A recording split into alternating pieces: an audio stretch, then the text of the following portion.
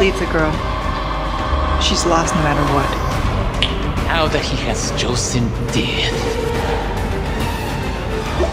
Salut tout le monde, je suis Geoffrey et je fais partie de la secte Resident Evil. Ça veut dire que je suis légèrement obsédé par les jeux Resident Evil et que oui, je prononce Resident Evil avec un accent français parce que j'ai découvert ça assez jeune pour avoir pris cette mauvaise habitude. Ça veut également dire que j'adore rejouer aux jeux, les classer, me demander quels sont les meilleurs et bien évidemment Resident Evil 4 est souvent en haut de la liste à côté de Resident Evil 1 et 2. Et ça tombe bien puisque le remake de Resident Evil 4 débarque le 24 mars. En 2005, cet épisode qu'on pourrait sous-titrer « Léon visite l'Espagne pour décimer la population locale » a révolutionné la saga en passant au napalm les codes de Resident Evil. Un gameplay entièrement repensé, une nouvelle approche tournée vers l'action, un décor complètement nouveau et une horreur qui avait un tout nouveau visage. Le sous-estimé Code Veronica avait déjà lancé le mouvement, mais Resident Evil 4 a été jusqu'au bout de l'idée et plus loin encore. Si les premiers Resident Evil étaient placés sous le signe de la survie et du frisson, Resident Evil 4 était l'épisode de la fureur, de la destruction, de l'apocalypse, c'était des montagnes russes hallucinantes. Et c'était tellement fou que la saga a eu du mal à s'en remettre, et je me demande même si la saga s'en est jamais vraiment remis, mais c'est encore un autre sujet. Bref, Resident Evil 4 est un monument dans le genre. J'ai même envie de dire que c'est un best-of de Resident Evil, qui contenait quasiment tous les ingrédients qui en font une saga si importante, si excitante, si passionnante et donc si cool. Et le remake que j'ai pu tester sur PlayStation 5 va encore plus loin. Donc, ma question est la suivante. Est-ce que Resident Evil 4 est le meilleur épisode de la saga? Parce que je vois au moins 5 raisons de dire que peut-être que oui. Première raison, la mythologie. A l'époque, Resident Evil 4 avait eu l'audace d'explorer une toute nouvelle direction en mettant Umbrella et les zombies classiques de côté.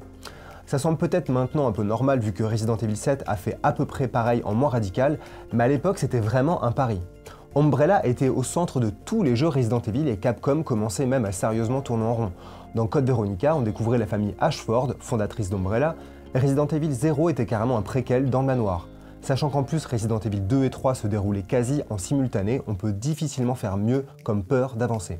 Bien sûr, Resident Evil 4 n'a pas totalement abandonné la mythologie classique. On avait Léon S. Kennedy, Ada Wong et Albert Wesker. Mais c'est à peu près tout, car dans Resident Evil 4, pas de virus T, pas de virus G. On fait la connaissance des charmantes Las Plagas, un parasite absolument dégueulasse et terrifiant qui prend le contrôle des gens. Grosse différence donc, on n'est plus sur une création de scientifiques et de méchantes entreprises du CAC 40 qui cherchent à s'enrichir et ou créer des armes biologiques. On est sur une monstruosité 100% bio, trouvée dans les entrailles de la Terre. C'est un peu comme The Last of Us avant l'heure, une forme de vie qui rappelle que l'être humain n'est qu'une toute petite miette sur la planète. C'est d'autant plus intéressant que dans la mythologie du jeu, le danger de Las Plagas a été compris par les générations passées. Le parasite avait été enterré et caché sous un château pour être gardé par la famille Salazar. On est vraiment sur un secret menaçant l'humanité et une chose tellement monstrueuse qu'on ne pouvait que la cacher et pas la détruire ou l'affronter. Il y a quelque chose de Lovecraftien dans l'idée de ce parasite installé sur Terre bien avant l'être humain et qui sommeille sous terre en attendant son heure. Avec Las Plagas, la mythologie Resident Evil devenait plus grande, plus folle pour créer un univers profondément cauchemardesque. Les virus T et G d'Umbrella étaient horribles, ça c'est sûr, mais finalement, sous leurs pieds se cachait un monstre que personne n'aurait osé imaginer. Dans le remake, c'est encore plus travaillé parce qu'on aperçoit un petit peu mieux les origines de ce parasite. On comprend mieux l'ampleur de cette horreur avec un côté Jurassic Park horrifique que je trouve assez amusant. Et qui dit parasite dit infection. Être infecté par un virus, c'est une chose, c'est évidemment terrifiant, j'en doute pas une seconde, mais ça se passe à un niveau microscopique, invisible et c'est un petit peu abstrait. Là, on parle d'une bestiole, donc on parle d'œuf, de larve, un truc qui s'installe dans le corps, qui grossit, qui s'attache aux organes, au cerveau. C'est exactement comme Alien, c'est donc parfaitement dégueulasse, c'est viscéral, c'est une histoire de monstre et ça rend le cauchemar encore plus angoissant. Il suffit de voir ce qui sort parfois de la tête des villageois quand on tire dessus pour parfaitement imaginer ce qui se passe dans leur corps. Autre différence, ce ne sont donc plus des zombies mais des humains asservis.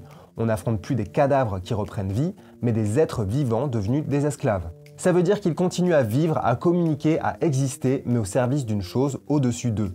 C'est l'un des meilleurs clichés de la bonne science-fiction, comme les profanateurs de sépultures, et ça rend le cauchemar bien plus tordu, puisque ses ennemis ce sont des humains, qui courent, qui utilisent des armes, qui fonctionnent en groupe et qui sortent juste de leur baraque pour nous attaquer. Et c'est pas des cadavres donc qui traînent juste des pieds en suivant leur instinct pour bouffer. Ce qui amène à la deuxième chose que je trouve très réussie dans Resident Evil 4, c'est l'ambiance.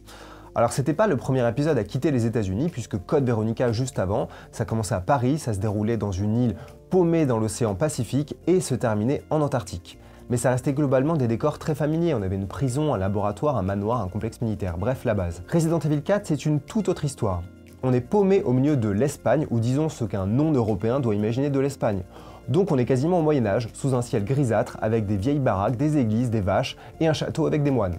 Alors dit comme ça c'est drôle, mais en réalité c'est une super idée. Non seulement c'était une totale réinvention dans l'univers, jusque-là très installé dans les décors intérieurs et urbains, mais c'était aussi une manière de complètement déraciner les personnages et l'histoire. Dans Resident Evil 2, Léon arrivait frais comme un gardon à Raccoon City pour devenir un super flic. Dans Resident Evil 4, il arrive sur un autre continent, dans une autre culture. Toutes les règles du jeu ont changé. On commence en se disant qu'il n'y a pas de zombies, pas de virus, donc pas de problème, et que ces gens, ils sont simplement fous, et ont juste décidé de tuer Léon parce que c'est un étranger.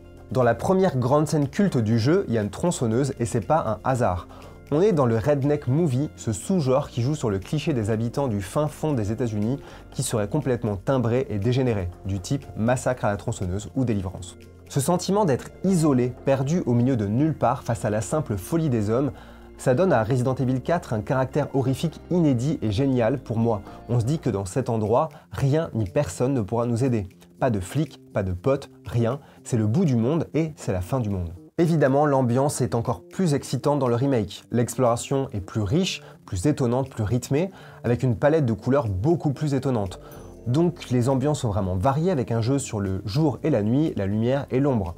Si vous avez joué au remake de Resident Evil 2 ou à Resident Evil Village, vous savez à quel point le noir a joué un rôle central. Dans le remake de Resident Evil 4, je trouve que, surtout, le château de Salazar est vraiment plus réussi parce qu'il est beaucoup moins monotone que dans l'original. On a des caves, des souterrains, des pièces qui n'ont rien à voir avec ce qu'on avait dans le jeu de 2005. Ça devient un vrai labyrinthe des enfers et la secte est encore plus flippante. Et au-delà de ça, il y a quelque chose que j'aime beaucoup dans l'ambiance de Resident Evil 4, on a l'impression de voyager dans le temps. On commence dans des chemins boueux, des villages moyenâgeux, on traverse des champs, des forêts, des marécages, des grottes, et on arrive à un château immense. À mesure qu'on fouille ce château, on tombe sur des choses modernes, futuristes même, et après ça, on arrive à un complexe militaire, puis des laboratoires high-tech. On commençait dans le passé, on termine dans le futur. On voit défiler à peu près tous les âges, et on voit le cauchemar à toutes les sauces. Ok, il manque certainement le côté très urbain de Resident Evil avec Raccoon City, mais à part ça, on a quasiment tout Resident Evil dans un jeu. Et c'est ça qui, je pense, avait rendu cet épisode si complet et si puissant. Troisième chose certainement centrale dans Resident Evil 4, c'est bien évidemment l'action. C'est l'épisode de la baston, la boufferie, les explosions, les déflagrations, la destruction, le chaos, bref, l'apocalypse. On parle d'un jeu d'une générosité proprement ahurissante. Léon affrontait des moines armés de mitraillettes et lance-roquettes, croisait la route de trolls géants et de cousins de Wolverine, manquait de se faire bouffer par le monstre du Loch Ness espagnol et traversait un remake vénère de Rambo. Il y a quand même un moment où on doit sauter au-dessus d'une rivière de lave, où on est poursuivi par une statue géante, où on est visé par des catapultes enflammées et où on manque de se faire découper par des lames, des lasers et des chevaliers. On se bat avec des flingues, des mitraillettes, des couteaux, des coups de pied contre des hommes, des femmes, des moines, des soldats, des chiens, des insectes géants. Et il y avait même un double hommage à Indiana Jones avec des boulets géants qu'on doit fuir et un passage avec un wagon dans les mines. Resident Evil 4, c'est donc un shoot d'adrénaline. C'est les Jeux Olympiques de la baston et de la destruction. C'est des montagnes russes qui ne s'arrêtent jamais. Pour un petit moment de répit avec le marchand, on a 10 affrontements spectaculaires. Resident Evil 5 et 6 avaient clairement essayé de reproduire la formule, mais pour ma part, je trouve que ça n'a jamais égalé le quatrième. C'est vraiment le bon équilibre. Dans le remake, ça va encore plus loin. Alors oui, c'est sûr, il y a des choses qui ont été enlevées. Il y a des combats et des scènes qui ont été zappées ou modifiées, et je ne dirai rien pour pas gâcher la surprise. Mais il y a aussi des séquences qui ont été très bien repensées. Un exemple parfait, la scène du wagon dans les mines. Dans l'original, ok, c'était sympa. Mais dans le remake, c'est vraiment beaucoup plus spectaculaire parce que le gameplay a évidemment évolué et permet d'aller au bout de l'idée.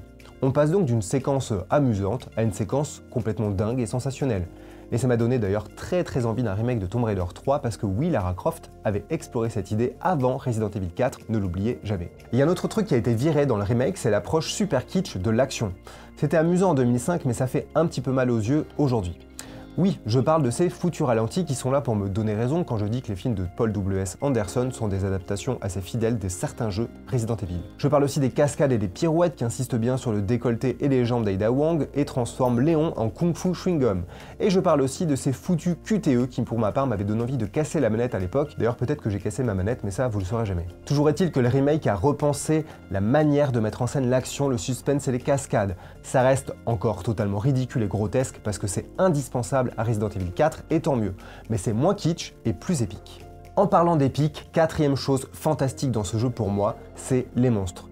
Je pense que c'est l'un des meilleurs bestiaires de toute la saga avec quelques-unes des créatures les plus intéressantes, les plus flippantes et les plus étranges de toute la franchise. Évidemment, en haut du podium, impossible de passer à côté du Régénérador que je ne dirais pas en version espagnole parce que mes cours de lycée sont beaucoup trop loin. Ce sont ces saletés increvables qu'on rencontre vers la fin du jeu dans les laboratoires et qui ressemblent en gros à de grands bébés un peu obèses qui font des crises d'asthme. Déjà, ils renouvellent le gameplay parce qu'il faut les tuer en étant précis. Il faut shooter les parasites dans leur corps grâce à une lunette thermique et pas canarder à tout va, puisque ça va être largement inutile.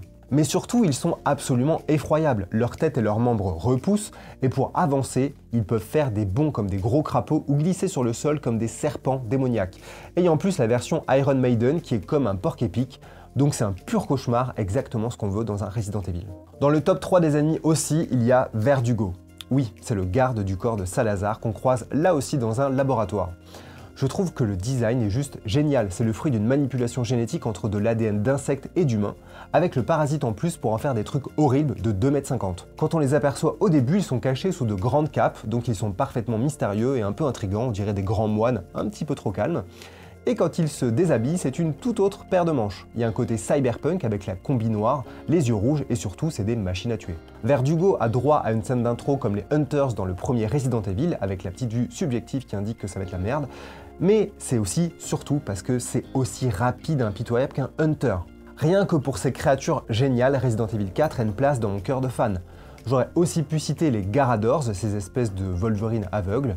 Ils sont en chouïa moins original, hein. Là on est plus dans la bestialité, la puissance pure et dure. En gros c'est des colosses avec des griffes géantes qui veulent tout défoncer, donc ok c'est simple mais franchement c'est quand même super efficace, extrêmement flippant, surtout quand on est emprisonné avec eux dans une petite pièce. Même chose avec les ennemis armés de tronçonneuses que personne n'a oublié, et aussi petite mention pour les parasites Las Plagas qui sont comme ça, qui déambulent dans les couloirs, qui sautent sur le dos des ennemis pour les rendre complètement enragés. Il y a donc du très beau monstre dans Resident Evil 4. Et c'est là qu'on arrive au dernier point très important, c'est la peur.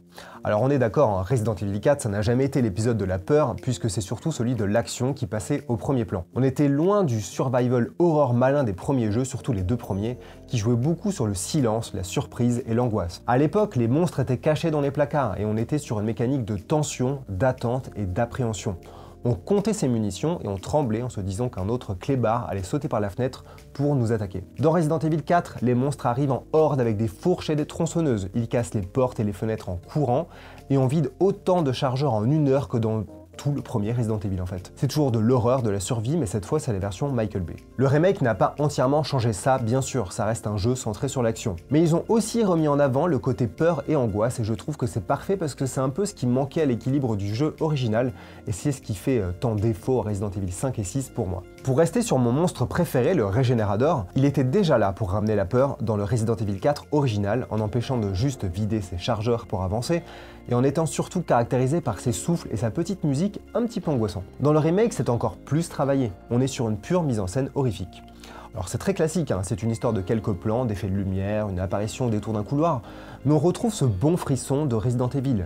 Même chose avec le Garador, dont la première apparition est sensiblement différente et c'est super efficace. On retrouve cette crainte de franchir une porte ou de ramasser un objet, en avançant doucement, en tendant l'oreille. On sait que ça va arriver, on sait qu'on va adorer, mais on y va en tremblant. Globalement, le remake a un gros atout, c'est l'obscurité. En mettant réellement l'obscurité dans l'équation, le nouveau Resident Evil 4 gagne une dimension horrifique évidente. Alors c'est pas du tout du niveau du remake de Resident Evil 2 évidemment, hein, qui était beaucoup plus centré sur la peur que sur l'action, et où la lampe torche jouait un rôle central. Mais c'est un peu comme dans Resident Evil Village. L'obscurité est au centre de plusieurs passages, de plusieurs décors, ça rythme beaucoup mieux l'aventure en variant nettement les ambiances et les couleurs, et ça évite le côté très répétitif de l'original je pense. Particulièrement dans le château de Salazar qui encore une fois est super réussi dans le remake. Ce château complètement ahurissant devient beaucoup plus intéressant, notamment parce que certains passages sont vraiment de petites parenthèses flippantes qui donnent l'impression que derrière chaque porte peut se cacher une cave cauchemardesque ou simplement une petite messe noire. C'est d'ailleurs là qu'on a droit à l'un des meilleurs changements dans ce remake, en tout cas pour moi, c'est le passage où on joue Ashley. Dans l'original, pour rappel, on prenait le contrôle de la jeune fille après qu'elle a échappé à un kidnapping pour la 38e fois, je sais. On devait rejoindre Léon, on n'avait pas d'armes, donc on devait foutre le feu aux moines avec des lampes, activer des leviers, ramper sous des tables et esquiver les épées de quelques chevaliers. Et on avait une lampe torche. Dans le remake, c'est un peu les mêmes idées, mais tout est beaucoup mieux. Déjà, on passe à Ashley pour une vraie bonne raison, et ensuite, c'est véritablement une parenthèse d'angoisse. C'est pas vraiment plus long ou plus difficile, c'est juste beaucoup plus amusant et satisfaisant. L'ambiance est délicieusement angoissante, les chevaliers sont beaucoup plus flippants, la mise en scène est très réussie, et c'est vraiment l'une des meilleures preuves que ce remake n'a pas à rougir face à l'original. Pour toutes ces raisons, Resident Evil 4 est à mes yeux l'un des meilleurs Resident Evil. Alors peut-être que pour vous c'est le meilleur, ou peut-être que vous êtes comme moi à tout le temps hésiter, parce qu'en fait vous n'avez pas envie de choisir. D'ailleurs, une part de moi reste très attachée quand même à la formule des premiers Resident Evil, particulièrement le 1 et le 2, que je trouve absolument fantastique, version originale et remake. Ça fait donc 4 jeux, pourquoi s'en priver? Peut-être aussi que vous considérez que Resident Evil 4 était une métamorphose trop énorme et qu'il a trop changé les règles du jeu, que finalement c'était plus vraiment Resident Evil. C'est un grand débat, mais en tout cas ça a permis à la saga de continuer à avancer, peut-être même de rester en vie, de survivre, et à se remettre en question au lieu de simplement s'auto-recycler. Et c'est comme ça maintenant Resident Evil a deux visages, d'un côté le survival horror des débuts, et l'actionneur de ses suites d'un autre. Et force est de constater que Resident Evil 4 reste un peu un point d'équilibre un peu magique, surtout avec le remake qui remet de l'horreur dans l'action. Maintenant on peut recommencer à prier pour que Capcom lance le remake de Code Veronica, un épisode passionnant qui n'a clairement pas eu l'amour et le succès qu'il méritait. Et tant qu'on y est, j'ai envie de demander d'exiger le remake de Dino Crisis parce que c'était quand même un super jeu, super cool, et que ça pourrait être tellement génial de moderniser ça. En attendant ces miracles, je vous rappelle qu'Écran Large a lancé un podcast où on enregistre les coulisses de nos réunions et discussions au bureau.